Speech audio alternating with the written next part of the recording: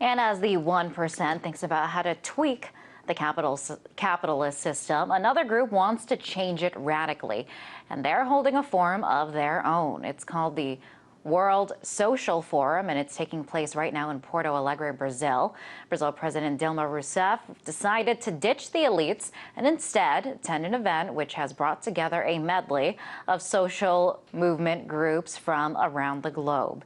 The event rivals the exclusive forum happening now in Davos. So can the World Social Forum shake things up enough to change the system? Well, to help answer this question and more is Mike Norman, chief economist of John Thomas Financial. Welcome, Norman. So we have several different groups, from the Arab Spring to Occupy Wall Street, Spain's indignant movement. They're all taking part in this forum. What do they all have in common? Well, I think what they have in common is an expression of outrage of what we've seen, policies which have resulted in massive income inequality around the world, inequality that has risen to a level where it's even being noted in the elitist gathering in Davos. Not that anything is going to be about it. And there's the point I have to make is that while this is a great alternate Davos, if you will, I'm not very optimistic that anything is going to come out of that, simply because we see throughout the world policy is being dictated and dominated by these elites. Look, we're not even talking about the failure of capitalism or the problems with capitalism as it exists right now. It's not capitalism. We're really talking about socialism for an elite group of people, corporate socialism, where policy by design around the world in the wealthy nations and elsewhere has been fashioned to a degree where most of the public wealth of nations now flowing up to that top 1%. And the result of this, it has created unstable economies. It has created unstable social environments. I don't see that changing anytime soon, which means that less for the 99%, more for the 1%, and a highly unstable economic system. So this movement is, it's dubbed as being anti-capitalist. They're protesting the fact that capitalism is not working. What then is the alternative? Well, first of all, let's understand, as I said before, this is not capitalism. This is clearly socialism for large institutions and an elite group in the world. What will work? Look, let's understand something right now, okay? We hear a lot about maybe shortages of energy, shortages of food, shortages of capital, indeed, shortages of money. But we have none of that. The only thing we lack really in the world today is moral leadership. That's what we lack. And I think that's where the focus is moving towards, the understanding that, look, we're having policy being driven by people, by leadership, which is morally bankrupt. And the attention has to first start there. And that's what I think these alternate movements and Occupy Wall Street have drawn attention to.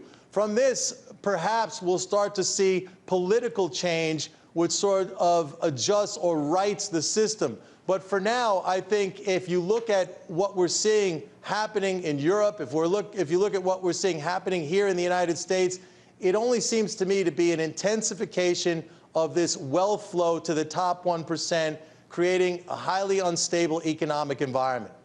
And Mike, how successful do you think they are, or they will be, in getting their message out as a rival to the World Economic Forum? Well, look, I'm rooting for them. Unfortunately, I'm not very optimistic. I just don't see where they have the political leverage right now to really affect any sort of large change, okay? Most of Occupy Wall Street, if you look at when that was going on here in the United States, no connection with the political process. It was mocked broadly. So I think it still has a long way to go. The positive thing that came out of it, in my opinion, was it did draw attention to this problem of inequality, which is a big problem. And I think just the fact that even if they're talking about it almost in jest in a place like Davos, at least it's something that they're thinking about. So that's a progress. And, you know, this past year has been a historic year of protests around the globe. Will that play a part in making this forum even more relevant this year? Well, I think so. And the other thing to recognize is I don't believe that the protests and the outrage is going to go away. If anything, I think it's going to be more established. It's going to become more organized. It's going to become more widespread in the coming years. Eventually, you will start to see it have an effect on the political process. We may hopefully get some change out of it, some much-needed change.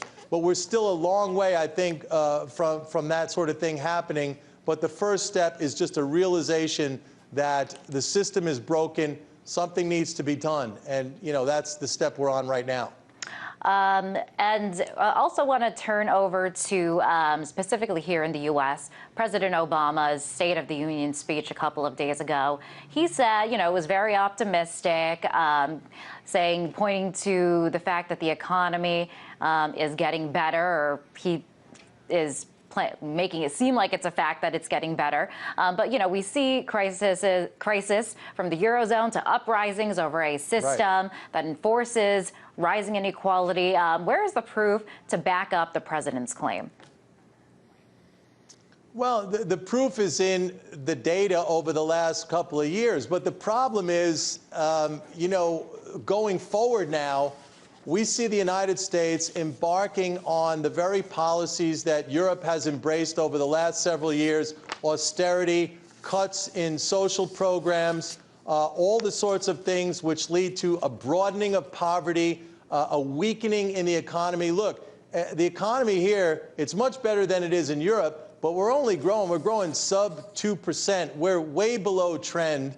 There are millions and millions of people still out of work. Something like 40 million people in this country on food stamps. So the rebound from the very, very low depths of 2009, yes, it was a rebound. But by any comparison to historical periods of the economy coming out of a deep recession, it's been very weak. And that's precisely because of the policies that have been in place. And coming into this year and 2013, we have an intensification of this austerity, of spending cuts, of all the sort of safety nets that have maintained some sort of economic growth in the United States. And I'm afraid that that's going to lead to much slower growth, more unemployment, more poverty. And that's the real legacy that you pass along to future generations. It's not the debt, as we see. Look, S&P downgraded the credit rating of the United States, and what happened? Interest rates went down to a record low. They're practically at zero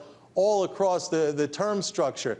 The real legacy we pass along is not that debt. It's the poverty that we create by not making the investments we need to make in infrastructure, in schools, in education, in basic science, research and development, in healthcare.